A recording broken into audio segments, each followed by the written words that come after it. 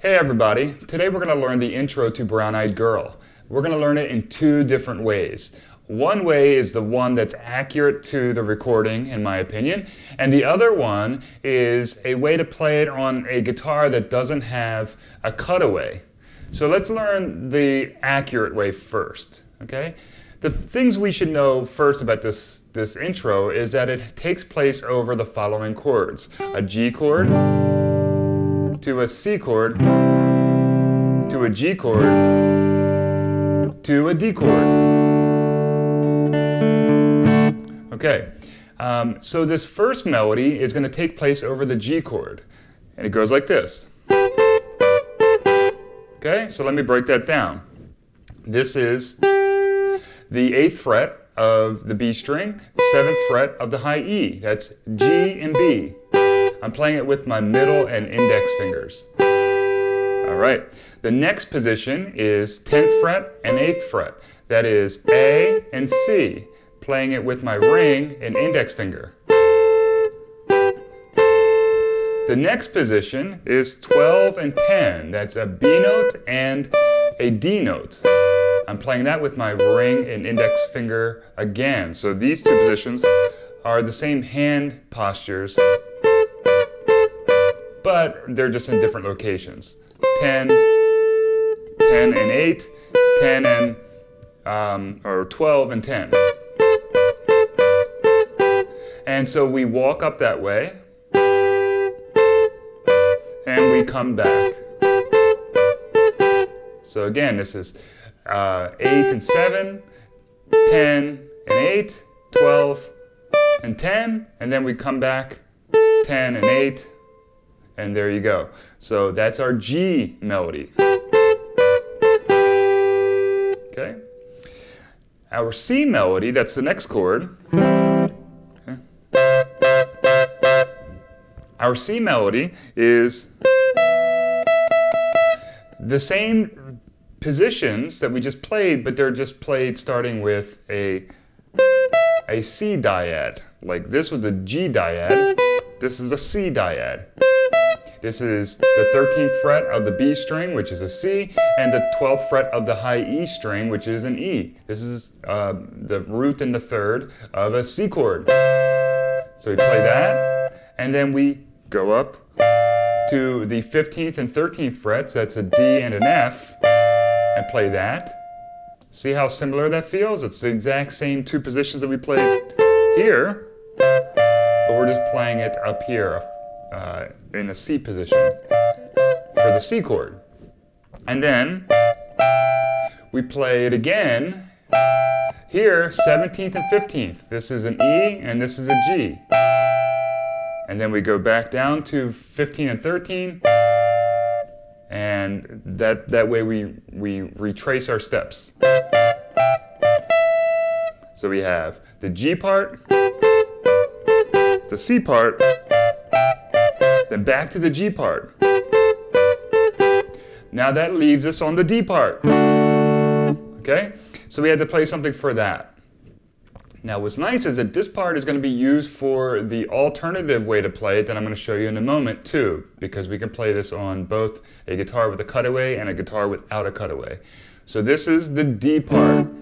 We're going to play the 7th fret of the G string, that's a D, and the 10th fret of the B string, that's an A.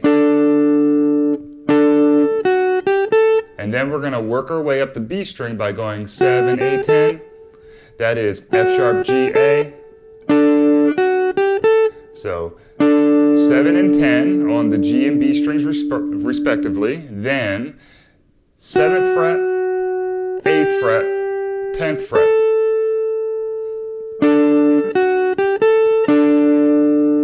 A little out of tune there.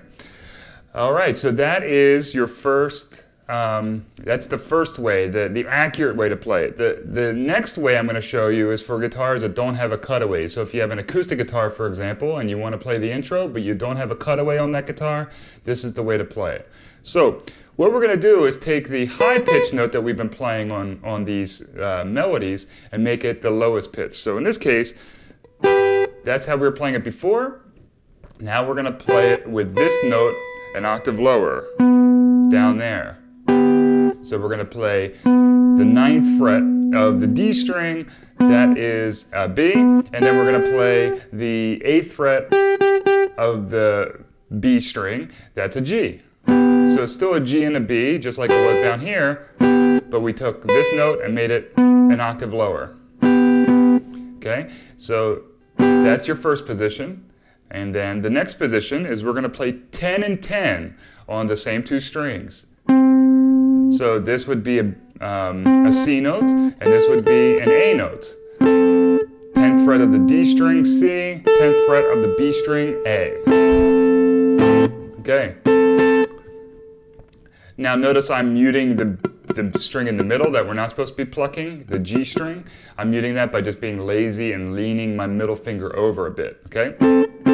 All right.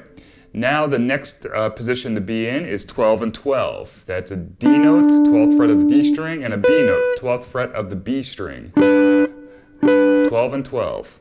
And then we work our way back, 10 and 10.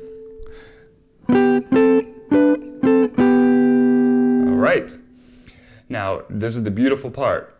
That was the G part. Now we're going to play the C part, and all we have to do is take the exact same shapes, the exact same frets, and just move everything down one set of strings. So now we're going to be on the G and the high E strings at this point.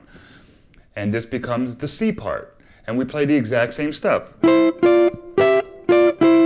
All right, let me review that. We're going to be playing the E note on the 9th fret of the G string and the C note, the 8th fret of the high E string. And then we're going to move to the 10 and 10. This is an F note, and this is a D note. 10 and 10.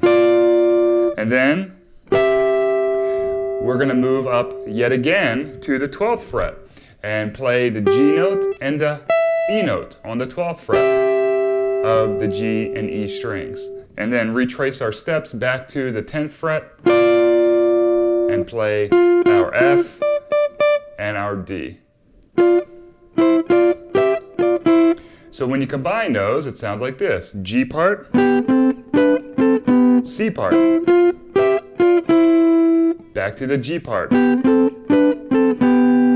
then we go back to that melody I showed you before. We can play this in both examples. Okay? We're playing the 7th fret of the G string, that's a D. The 10th fret of the B string, that's an A. And then we're playing F sharp, that's 7, G, 8, and A on the 10.